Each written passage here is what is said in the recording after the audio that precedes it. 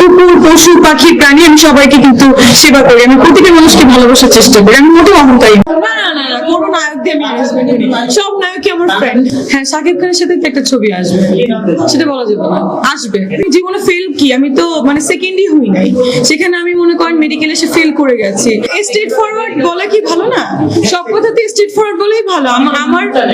আমার যদি মনের মধ্যে কিছু না থাকে, আমি যদি অনেস্ট থাকি, তাহলে তো আমার স্ট্রেট ফরওয়ার্ড হয় ভালো না?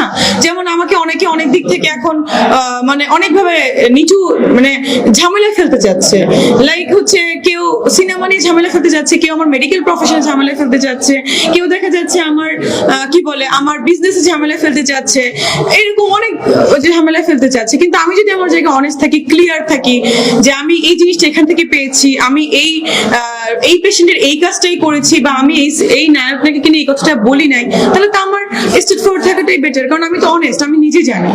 সো এটা নিয়ে এখন যদি মনে করেন ইচ্ছা করে শয়তানি করে সবাই মানে আমার পিছে লাগে, আমি কি করতে পারি? জীবনে ফেল কি, আমি তো মানে সেকেন্ডই হই নাই। সেখানে আমি মনে করেন মেডিকেল এসে ফেল করে গেছি, করানো হয়েছে। আমি তো সুইসাইডাল অ্যাটেম্প নিয়েছিলাম।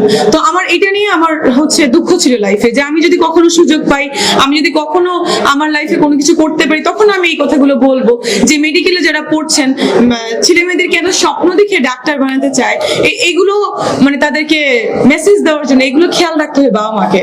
না, আমার অরিজিনাল নামই জান্নাতুল ফেরদৌস মিষ্টি।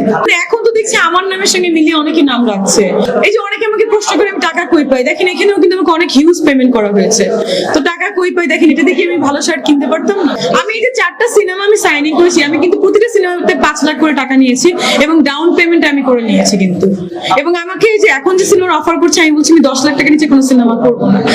না, কোনো নায়ক দিয়ে আমি অ্যারেঞ্জমেন্ট করি। সব নায়কই আমার ফ্রেন্ড। আমাকে তো কোনো নায়ক চয়েস করিনি এই পর্যন্ত। আমি দেখা যায় নায়ক বলতাম এই নায়ক হবে। হ্যাঁ, শাকিব খানের সাথে তো একটা ছবি আসবে, সেটা বলা যাবে না, আসবে। অবশ্যই আমার তো সব সিনেমা এখন বিগ বাজেটেরই আমি করছি। একটাও আমি আর এই পর্যন্ত যেগুলো আমি করেছি কোনোটাই বিগ বাজেটের নিচে ছিল না। একটা ছিল শুধু ছিল করোনার ভিতরে করেছিলাম ফুলজান, আর একটা সিনেমাও ছিল না। সবগুলো কিন্তু জয়েন্ট ভেঞ্চারে ছিল। আমি সৌমের সাথে কাজ করেছি কলকাতার, আমি সূর্যের সাথে কাজ করেছি, আমি বাপ্পির সাথে কাজ করেছি, সাইমনের সাথে কাজ করেছি। আমি তো সব প্রমিনেন্ট আর্টিস্টের সঙ্গে কাজ করেছি। সো আমি কিন্তু কোনো অহংকারী না, আমি কিন্তু খুবই নর্মাল। কোনো অহংকার আমার ভিতরে এক চিন্তা পরিমাণে নাই।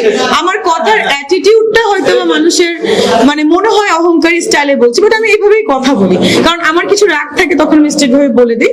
কিন্তু আমি কিন্তু মোটেও অহংকারী না। আমি দেখেন করোনার মধ্যে কোনো মানুষ মাস্ক নিয়ে তখন বের হতো না। আমি কিন্তু ডে 1-এ যখন কেউ বের হয় না, রাস্তায় আমি মানুষকে সেবা করেছি, শিল্পী সমিতিতে আমি সেবা করেছি, এভরিওয়ানকে আমি করেছি, এবং ইনস্ট্যান্ট এভরিডে এভরি মান্থ আমি মানুষকে সেবা করি। কুকুর, পশু, পাখি, প্রাণী, আমি সবাইকে কিন্তু সেবা করি। আমি প্রতিটা মানুষকে ভালোবাসার চেষ্টা করি। আমি মোটেও অহংকারী না। এটা মানুষ মনে করে, তার পার্সোনাল পারসেপশন। বাট আমি খুবই নরম একটা মনের মানুষ। আমি খুবই ইমোশনাল হয়ে যাই, কিন্তু আমি মানে মানুষের সামনে এক্সপোজ করি না। বাট আমি তো মানুষ, আমি অবশ্যই ইমোশনাল হব। আমার কষ্ট আছে, দুঃখ আছে, আর আমি মোটেও অহংকারী না।